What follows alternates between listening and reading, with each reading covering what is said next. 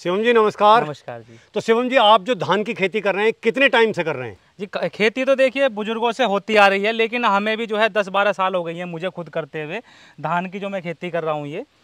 तो आप जो है कितने एकड़ में धान की खेती करते हैं? जी मैं जो है लगभग 10 एकड़ में धान की खेती करता हूँ, लेकिन इस साल मैंने 2 एकड़ अब के और बढ़ा दी है जी। अच्छा, 2 एकड़ हाँ। मतलब 2 एकड़ बढ़ाने का कारण क्या था कि आपने 10 से फिर 12 कर दी? उसका कारण क्या रहा? देखिए मैं जो है पहले साधारण धान करता था पहले 10 एकड़ के अंदर, लेकिन जो है मैं अब बासमती धान करने लगा हूँ। अच्छा। कुछ समय से बासमती धान लगा रहा हूँ, तो उसमें मुझे अच्छा रेस्पॉन्स मिला, तो मैंने धीरे धीरे वो ऐसी करके बढ़ा तो दिया। आपको क्या फायदा लगा बासमती लगाने में? क्या कुछ अच्छा होता है इसके अंदर? हाँ देखिए, बासमती लगाने में बहुत ही ज़्यादा फ़ायदा है, क्योंकि इसके अंदर मंडी का भाव की अगर हम बात करें या अपने खेत में बात करें, तो पहले बता देता हूँ मैं आपके खेत के लिए। जो हम खेत में धान नॉर्मल लगाते हैं उसमें कीट ज़्यादा हैं और फंगस होती है बहुत ज़्यादा धान के अंदर, सभी किसान भाई हमारे जानते हैं। जी। तो इसमें फंगस बहुत होती है, उसे बकानी रोग बोलते हैं इसके अंदर, धान के अंदर। तो ये समस्या से निजात पाने के लिए हमने बासमती का प्रयोग 2 एकड़ के अंदर करके देखा ट्रायल पहले। तो फिर जब से हमें वो अच्छा लगा तो हमने धीरे धीरे वो बढ़ाना शुरू कर दिया, क्योंकि बासमती की एक खासियत और है, इसमें पानी भी कम देना पड़ता है। अच्छा। हाँ, पानी का खर्चा भी कम है? पानी का खर्चा कम है। जितना भी पानी हम जमीन से निकाल लेंगे वो भी हमें नुकसानदायक है, क्योंकि धान की खेती सरकार जगह जगह स्टेटों में आपने सुना होगा कि भाई रोक लग रही है सिर्फ पानी के कारण, पानी की वजह से। हाँ, तो इसमें क्या है कि हमें पानी भी कम लगाना पड़ रहा है। भाई पानी कम लगेगा तो ज़मीन की भी सुरक्षा होगी और हमारी ज़मीन की भी सुरक्षा होगी जिसमें हम पानी दे रहे हैं। ये मेन मोटिव है कि हमारे किसान भाई पानी पे पानी चलाते हैं। फिर जब हम अगली फसल बोते हैं तो अगली फसल वो इतनी अच्छी नहीं हो पाती है। अच्छा। क्योंकि हमने इतना पानी खेत के अंदर दे चुके हैं उसके अंदर घान लगाकर कि वो खेत ज़मीन हमारी धीरे धीरे बंजर होने लगी है। तो जो हमारे किसान भाई हैं उन्हें भी बदलना पड़ेगा, समय के अनुसार हमें बदलना चाहिए। और अब तो बासमती में इतने अच्छे बीज आने लगे हैं जो पहले से ही उपचारित होकर आते हैं। अच्छा। हाँ, उसमें जो रोग की बात करें, जो बकानी रोग है या अन्य कीट हैं, इनका प्रकोप बहुत ज़्यादा कम होता है, ना के बराबर है। देखिए त्यागी जी, सर्वप्रथम है किसान का बीज का चयन करना, क्योंकि बीज हमारा सबसे आवश्यक है। तो मैं यूज़ करता हूँ स्टार एग्री सीड का PB 1718 बीज। अच्छा। जो बासमती के अंदर आता है और बहुत अच्छा बीज है PB 1718। तो शिवम जी, आप जब धान की खेती की तैयारी करते हैं तो वो किस टाइप से करते हैं? देखिए, जो भी हम जिस खेत के अंदर धान लगाएंगे उसमें हम फसल चक्र जरूर अपनाते हैं। अच्छा। जैसे हमने इस बार धान किसी खेत में लगाया तो अगले साल हम उसमें नहीं लगाएंगे, उसमें हम फसल चक्र रखेंगे, अगले साल उसमें कुछ और बोएंगे जिसमें कुछ और था। जैसे हमने अभी जैसे माना कि ये धान खड़ा हुआ है। हाँ जी। तो इसे कटने के बाद हम क्या करेंगे? जैसे धान कटने के बाद हम अब जो है इसमें सरसों की फसल बोएंगे। अच्छा। ठीक है। या कुछ खेत ऐसे हैं जिनमें हम आलू की बिजाई करेंगे, जो समय से हमने काट लिए हैं उनमें हम इस टाइम पर आलू की बिजाई करेंगे। अच्छा, अभी जैसे मान लिया हमने सरसों करी जी, तो सरसों के बाद क्या करेंगे? सरसों कटने के बाद फिर हम कुछ खेतों में गन्ना लेते हैं जी, और आलू के बाद भी हम गन्ने की बिजाई करते हैं।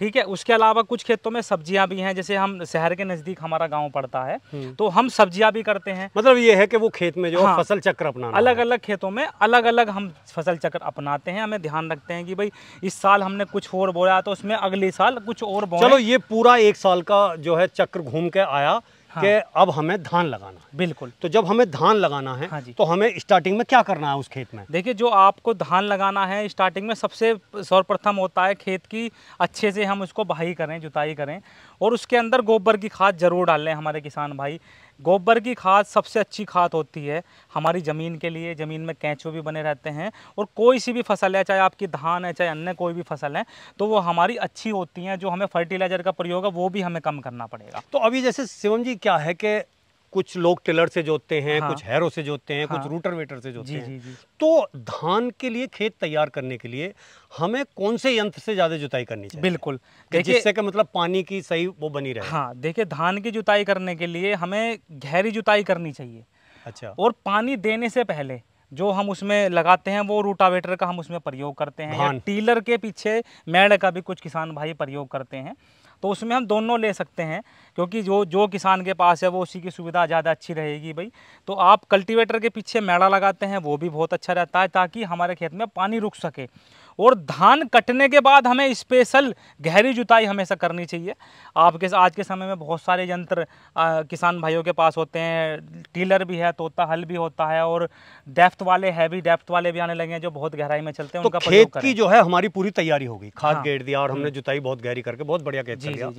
लेकिन यह है कि उससे पहले हमें पनीरी यानी कि हमें पौध तैयार करनी है। हाँ जी। तो खेत में लगने से पहले हम पौध कितने दिन पहले तैयार करें और किस तरीके से करें? जो स्टार एग्री सीड का आता है किसान भाइयों, और इसने इतनी अच्छी पैदावार दी है कि ये 2 एकड़ जो बढ़ाए जा रहे हैं हर साल, ये इसी के कारण बढ़ाए जा रहे हैं। PB 17-18 अच्छा अच्छा। हाँ, तो अब हम वहीं आ जाते हैं जहाँ थे कि हमें फिर जो है पनीरी की जो तैयारी करनी है लगाने की, वो किस तरीके से करनी है? देखिए तैयारी जो करनी है उसमें जो है हमें सब सर्वप्रथम पर बिस्वा में कम से कम 2 से 2.5 कुंटल हमें खाद डालना है गोबर का, और अच्छे से उसको तैयार कर लेना है। उसमें पानी वानी भरकर अच्छे से तैयार करके उसको 160 छिड़काव करें। आपके पास मशीनें हैं तो मशीनों के द्वारा भी आजकल लगती है, तो उस प्रकार से हम उसको अच्छे से तैयार करें और उसमें 20-21 दिन के बाद वो लगने के लिए तैयार हो जाती है पौध। अगर हम उसका अच्छे से केयर करते हैं, वही उसमें ध्यान रखना है कि बीज का जरूर अच्छा चयन करें। और स्टार एग्री सीड का PB 17-18 बहुत अच्छा बीज है, क्योंकि मैं इसको खुद यूज कर रहा हूँ पिछले साल से। नहीं अच्छा, आप कह रहे हैं बार बार कि अच्छा अच्छा अच्छा जी जी, वो किस वजह से आपको अच्छा लग रहा है? देखिए जैसे मैंने आपको शुरू में बताया कि बासमती लगाया है हमने, इसमें रोग प्रतिरोधक क्षमता इसकी बहुत अधिक है। क्यों है रोग प्रतिरोधक? क्योंकि ये हाँ मैं बता देता हूँ, क्योंकि कंपनी जो है इसको टीट कर देती है। इसको मैंने बिल्कुल पहले ही जो है उपचारित करके भेजती है। इसको मैंने बिल्कुल किसान भाइयों गहराई से पहले समझा था कि क्या है, क्यों इसमें इस कंपनी का बीज लूं। भाई ये भी तो है कि बहुत सारी हैं, मैं इसका ही क्यों लूं? मैंने इस पे पूरी रिसर्च करी, पूरा तरीके से देखा, पूरा एक्सपेरिमेंट करा, कंपनी क्या क्या करके बीज देती है, कैसे फार्म में तैयार करती है, कैसी देख रेख में तैयार करती है। तो ये ट्रीट करके बीज को जब देते हैं किसान भाइयों को, जिससे उसकी रोग प्रतिरोधक क्षमता बढ़ जाती है और बाद में उसमें कोई समस्या भी नहीं आती है। और मंडी में भी मुझे इसका भाव सबसे ज़्यादा मिला।